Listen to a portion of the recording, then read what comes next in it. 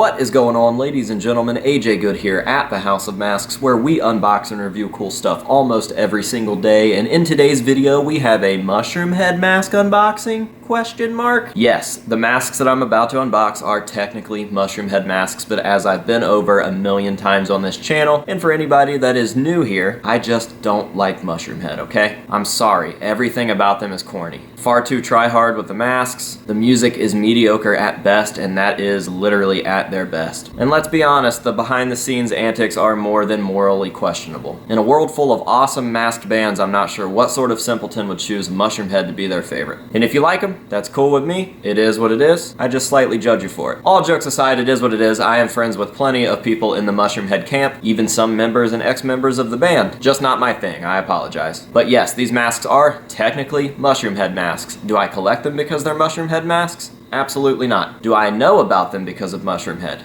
Yes, in fact I do. Now back in the day when Mushroomhead was still relatively cool, they used to use store-bought masks much like Slipknot did. And they actually put out music that wasn't too terrible to listen to. I like the song Simpleton. What have I done?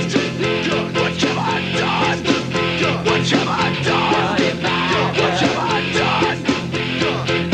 And speaking of the song Simpleton, you can see a mask in that video being used by Tom, aka Schmatz, the keyboardist, and it is a Be Something Studios Phil the mask. Now he's wearing this mask with a weird striped sweater. I like to call this little number striped sweater. And a weird polka dotted hat, and it just makes for a very cool, like Alice in Wonderland, not really sinister, but kind of creepy look. I don't really know how to explain it. It's just something funky and old and cool, and I've always been kind of mesmerized by that look. I really enjoy those masks. They're supposed to be silly, and a lot of people that don't really understand subtlety would probably think that they're just goofy looking. But to me, they're creepy as fuck. So I fell in love with the Filthy because of Mushroomhead, yes indeed. Now sometime back around 2012, I actually got a hold of a Lady Di, a very similar mask from the same line, but just slightly different than the Filthy. Now around that time, Mushroomhead was going to be doing an old school show, much like they do pretty often, and Tom was looking for that Filthy mask. Turns out they're extremely fucking rare. Tom wasn't able to track one down, so I told him that I would send him my Lady Di because it's pretty close, and he was pretty stoked on it, and I think he ended up sending me an X-Face mask back that he like painted, so it's like an OG X-Face mask that he painted or whatever, but I don't have it anymore. And I actually kind of regret that because Tom was always really nice to me. Anyways, he ended up using my Phil V. I never got it back. Didn't really expect to, but I at least wanted to buy it back once everything was said and done, and that just didn't happen. But regardless, we are going to be taking a look at two very special masks, and if you can't tell by now, they are both vintage Be Something Studios pieces that have something to do with this video. So let's go ahead and get on into the package. I will show those off, and that will be that.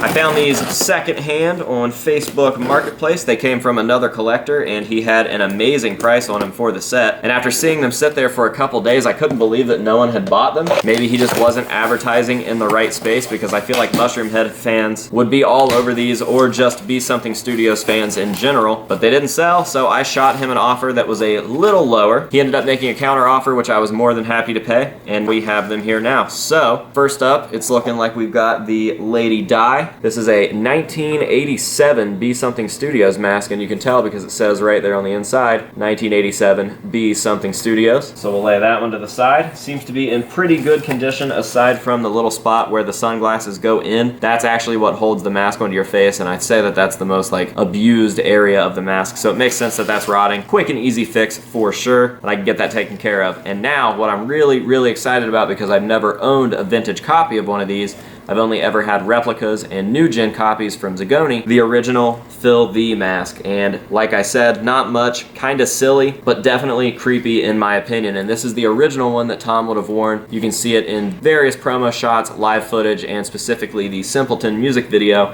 And I'm super stoked to finally have one of these. I will go ahead and pop those through there, and then I want to show these off with a couple other masks really quickly. All right, so I'll set that guy to the side, and I actually keep the brand new copies of these, the re-releases that Zagoni put out a while back. They actually sent me a box full of goodies, and they sent me some new gen copies, which actually kind of look better. I think they're painted a little nicer. Obviously the lips have some flesh tone here, This one didn't change too much, but it does seem to be a little more fleshy and not so like blotchy, I guess. But yeah, we've got the originals in the middle there, and then the reproductions there on the outside, and I just think that that's kind of cool to see these all together, and I'm stoked to finally have a vintage pair in my collection. So yeah, just a quick little unboxing, a little rundown. I'm stoked about these. Maybe you guys are too, maybe you guys don't give a shit, but regardless, I've loved these masks for a very long time, and it's a little different than what we normally do on the channel, so I figured that I would go ahead and make a quick video. So I think that is going to just about do it. Of course, I'm going to leave you guys with some nice up-close shots of these. I'll show them off together, show them off separately, show them with their reproductions, and then I'm not really sure where to put them in the collection right now, so honestly they might just go into storage for a second until I figure out exactly what to do about my old Be Something Studios stuff. I do still have quite the Be Something Studios collection, but I just don't have the room or the area right now to set that up, and there's more important things to be taken care of first. So yeah, I'm gonna stop talking now in this video. That will be that. I hope that you guys have enjoyed it, and until next time, this has been AJ Good at the House of Masks telling you to say no to drugs and alcohol and to Mushroomhead, and we'll see you guys later.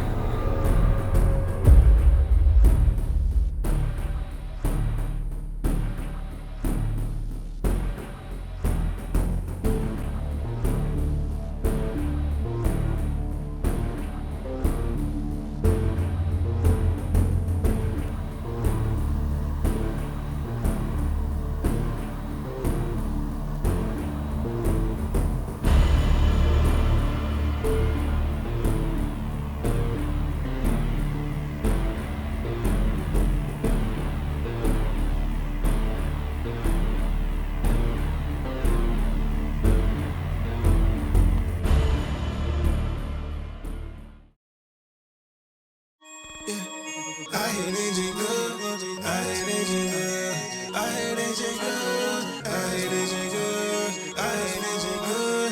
I hate AJ Good. Yeah, I hate AJ Good. You need a fucking mask on. I hate AJ Good, so wanna ask for. It's me fucking popping wheelies, driving like the NASCAR. Mask on, mask on, mask on, mask on. You might see him off in traffic, he be moving around. I hate AJ Good, tagged it all around the town. I hate AJ Good, I hate AJ Good, I hate AJ Good, I hate AJ Good. You might see him off in traffic, he be moving around. I hate AJ Good, tagged it all around.